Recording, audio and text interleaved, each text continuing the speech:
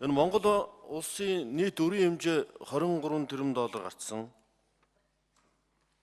За Монгол банкны энэ тоогоор бол өрийн таац 63% дээр, за манай төсвийн тооцоололоор 87% өрийн таацаа болгоно гэж тооцсон. Тэгээ энэ үед ер нь бид одоо энэ яаж өрийн бүтцийн өөрчлөлт хийж эргэж төлнө гэж бодож байгаа юм байна. Сая одоо бас нэг айлчлалын баахан зээл авах гэж нэгсэн худлаа яриа гараад мэдээж хөгжлийн зээл 2% бага хүүтэй хөгжлийн зээл гэдэг бол одоо Дэлхийн банк, олон улсын банкудаас олддог бүх ажил бодол явуулж ажил авдаг зээлүүд. Тийм авах асуудал санал тавьсныг л ингээд энэ чинь Монгол дээр улс төржүүлээд худлаа тийм яриа гаргаад идэг. Тэгээ эндээс холбогдлолтойгоор би юу асуух гэдэг энэ дэр өрийн бүтцийн өөрчлөлтөөр Монгол банк засгийн газар энэ юу гэж бодож байгаа юм бэ? Монгол банк 4.3 их найдын үн докторжуулах хөтөлбөрийн зээл олгосон. За энийгээ хөгжлийн банкнд шилжүүлцээ. Эний үн цаас нь одоо хүртэл гараагүй байгаа юм байна. За энэ маань төсвүүдээр дарамт болох уу? Энийг дээр нь яаж шийдэхээр хөгжлийн банк үн цаас гаргах юм уу? Энийг яаж шийдэхээр энэ Монгол банк засгийн газар энэ дээр санхүүгийн зүйл дээр ярьсан зүйл бий юу? Хоёрдугаарт ипотекийн зээлийн 2.5 их найд төгрөгийн активыг засгийн газарт бас шилжүүлцээ. Сая яриад энэ тэр ирээдүйн тэтгэврийн санд. Тэгвэл яг энэ сонгуулийн дараа 2016 оны 7 сард 419 тэрбум төгрөг ирээдүйн тэтгэврийн санд олгосон байх юм аа. Энэ яг саяны ипотекийн зээл энэ бүгд хоорондоо ямар уялдаатай байгаа вэ? Энэний бод мэдэл нь. За бас Монгол банкнаас бусад санхүүжилт хэлбэрээр 3.4 их найд төгрөг гаргасан энэ орон сууцны, ноол урын сайн хөтөлбөрийн засгийн газар Асиам гэдэг. Энийг засгийн газар болохоор сайн хөтөлбөрийг нь төсөв таваас суулгацсан. Бусд нь одоо яг энэ зарчмаар бол бас дахиад төсөвт нэмж орж ирэх гээд байна. Энэ дээр Монгол Улсын хөгжлийн банкнаас олгосон 404 тэрбум төгрөгийн баталгаа. За тэрний 189 тэрбум төгрөгийн үлдэгдэл байсан баг. За тэгээ 2.9 их найд төгрөгийн төсвөөс иргэн төлөгдөх нөхцөлтэй зээл. За 2.5 их найдын төсвийн орлогоос иргэн төлөгдөх нөхцөлтэй зээл.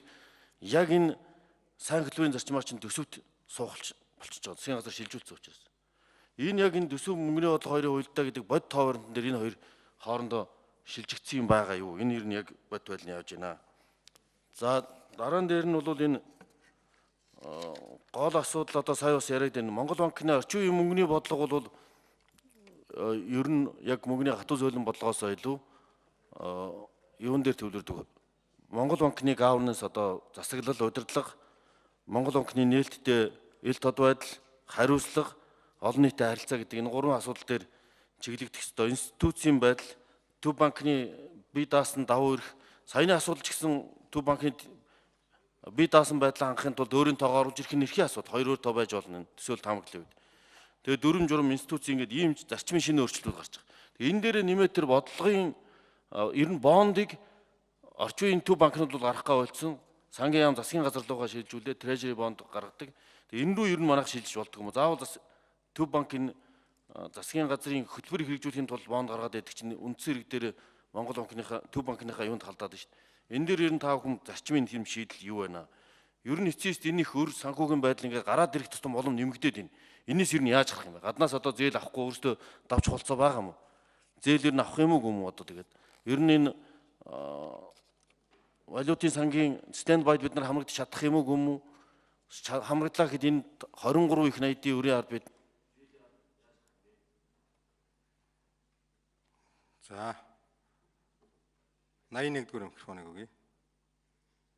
За нэрээ хэлээд хариулаарай. За Үний бодлогын газрын захирал Баярдаа гишүүний асуултанд хариулъя. За тэр гишүүний асуусан асуултан дээр ер нь Монгол банкны өмнө хэрэгжүүлсэн хөтөлбөртэй холбоотойгоор ямар хэмжээний санхүүжилт олгосон бэ? Буцаад одоо үлдэгдэл нь улсын төсвөөр дарамт болох уу гэдэг дээр ерөнхийдөө бол нийт олгосон хөтөлбөрийн санхүүжилт бол 7.9 орчим их найд төгрөг. За 7.9 орчим их найд төгрөгийн 3.8 орчим нь бол шууд барилгын салбар дээр одоо орон сууцны ипотекийн зээл зориулсан клинкер, барилгын материал гих мэтлэн ингээд нийтдээ 3.8 их найд төгрөг барилгын салбарт бол явсан. Үлдсэн нь бол нөө бусад зөөр агуулах гих мэтлэн тийм зүйлүүд бол явсан. Яг хөгжлийн банк нь шилжүүлэхтэй холбоотойгоор их хурлын тогтоол гарсан боловч энэ процесс удаашрж явсаар хагаад энэ удаашраад шилжүүлэхгүй явж байгаа хооронд нь зээл өөрийнхөө нөгөө хуваарийн дагуу эргэн төлөгдөөд одоо бол хөгжлийн банкны төсөв одоо яг энэ үн докторжуулах хөтөлбөртэй холбоотойгоор ипотектэй холбоотой биш энэ зээлийн үлдэгдэл бол нэг 100 тэрбум төгрөг л байгаа. Тэгэхээр энэ хөгжлийн банкны бондор бол ингээд солигдох ёстой. Гэхдээ нөгөө Монгол банкны зүгээс энэ үйл ажиллагааг төрөвчлөх чиглэлээр бол хөгжлийн банкнд нэлээд бол алан бичиг бол хөргүүлсэн байгаа. Тэгээ ерөн шийдэгдээгүй ингээд өдий хүрсэн байгаамаа. За дээрэс нь гишүүний тэр санаа зовж байгаа ер нь бол мөнгөний бодлогын энэ хараат бус бие даасан байдал, засаглалын асуудал тэгээд эргээл ингээд нэг эдийн засгийн мөчлөгийн давтамжтайгаар эдийн засаг хүндрэлд ороод төсвийн алдагдал ингээд гадаад валютын нөөц ингээд ийм нөхцөл байдал бол ингээд давтагтаад яваад байгаа нь юутай холбоотой вэ гэхээр зүгээр миний хувийн бодол бол бид нар эдийн засгийн мөчлөгийн үед дандаа мөчлөг дагсан ийм бодлогыг бол хэрэгжүүлж идэг. Энэ нь өөрөө эргээд нөгөө мөчлөг эдийн засгийн уналтын үед мөчлөгийг сөрөх одоо зөөлрөх байдлаар сөрөх энэ боломжийг нь бол өөрөө үгүй хийчихэд байгаа болохоор зэрэг энэ бодлогыг тодорхойлж байгаа энэ зүйл дээр бол бид нар анхаарал хандуулах хэрэгтэй байгаамаа. Тэгэхээр зэрэг өөрөөр хэлэх юм бол эдийн засгийн бүүм явж байгаа өндөр өсөлттэй байгаа тэр үед эдийн засгийг улам ингэж бодлогоор төсөв талаасаа мөнгө талаасаа ингэж одоо ингийн оронд тэр үед нь нөөцөө тодорхой хэмжээнд хуримтлуулад тэрийг эдийн засгийн уналт бууралтын үед бол ингэж хэрэглэхээр ингэж бол зохион байгуулж бодлого төлөвлөх ёстой. Тэгэхээр зэрэг энэтэй холбоотойгоор нөө баялагын сангийн тухай хууль гэх мэт зүйлүүд төсвийн доктортой байдлын тухай хууль энэ төргээд энэ зүйлүүд байгаа боловч энэ маань нөгөө бодит амьдрал дээр хэрэгжих нь их тааруу байгаатай холбоотойгоор ийм хүндрэл рүү бол яваад байгаа. Тэгэхээр энэ засаглалын чанартай холбоотой институцийн хөгжилтэй холбоотойгоор энэ асуудлыг бид нэр шийдэхгүй бол энэ бол тийм тасрахгүй болчиход байгаамаа. За. Баттава 85 гэж байна уу? 84 дугаар микрофон авч.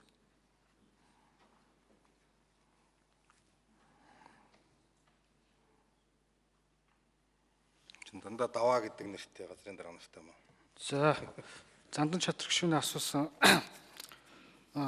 мөнгөний бодлогыг төв банкны үнд цаасаар биш засгийн газрын үнд цаасаар одоо хэрэгжүүлж болдгоо мүү гэсэн асуултанд хариулъя. Яг үнэхээр гишүүний хэлсэнчлэн одоо хөгжиж байгаа орнууд зах зээл хөгжсөн орнууд бол мөнгөний бодлогыг бол засгийн газрын үнд цаасыг ашиглаа хэрэгжүүлдэг байгаа. Жишээлбэл одоо мөнгөний тэлэх бодлого баримтах тохиолдолд төв банк нь одоо банкуудын эзэмшиж байгаа засгийн газрын үнд цаасыг худалдаа авах замаар одоо мөнгөний нийлүүлэлтийг нэмэх хомих тохиолдолд өөрийн эзэмшиж байгаа үнд цаасыг зах зээлд нийлүүлэх талаар одоо мөнгөний бодлого хэрэгжүүлдэг байгаа. За манай улсын хувьд болохоор засгийн газрын үнд цаасыг бол тогтмол арилжаалахгүй урд нь явж ирсэн.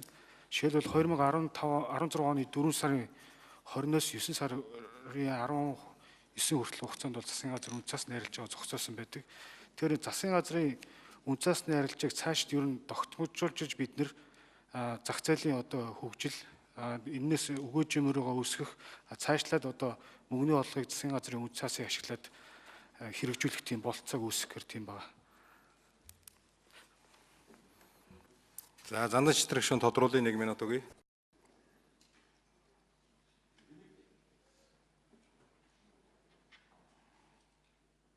Нэг тодорхой асуулт асуусан тэр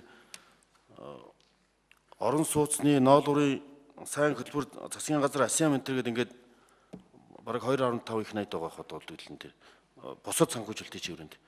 Тэгтэл сайн хөтөлбөрийн нь бол аваад төсөв суулгацсан. Одоо наач агаад 7 их 80 ингээд энэ яг ингээд засгийн газар шилжихээр энэ төсвүүдээр дарамт болох уу? Энэ яг сайн хөтөлбөрийн зарчмаар ингээд авч үзэх юм бол энэ маань төсвүүдээр нэмэлт алдагдал болж нэмэгдэх гээд байгаа байхгүй. Зарим нь бол. Энэ дээр их тодорхой хариулт өгөөч. Хоёрдугаарт нь бол ер нь мөнгө хэвлэх гээд манайх нэг тийм буруу гэмээр юм ойлгох дээр байгаа. Мөнгөний нийлүүлэлт, мөнгөний агрегатын М3 ер нь мөнгөний нийлүүлэлттэй холбоотой энийг бас зөв тайлбарчихгүй бол танаа агуулгад мөнгө хэвлэх байд юм шиг л хэвлээ гаргаад ичдэг юм шиг тийм нэг ойлголт яваад шүү дээ. Энийг бас зөв ойлголт өгөхгүй л байна. За 81 дугаар микрофон Баяр Даваа.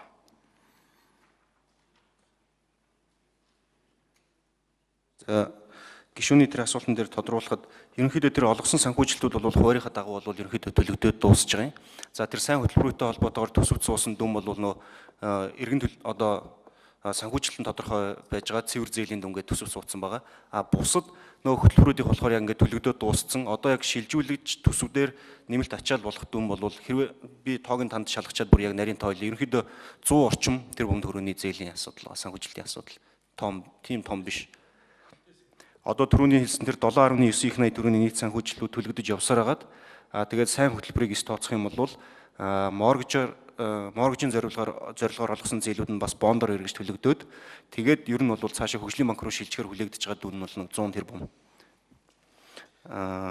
Хоёр дахь асуулт нь. Тийм мөнгөний эмистэй холбоотой тэр зүйл юу вэ гэхээр зэрэг ер нь бол тэр мөнгө хэвлэх гэдэг ойлголт өөрөө ямар. За Саран гэрэл гишүүн асуултаа тавья.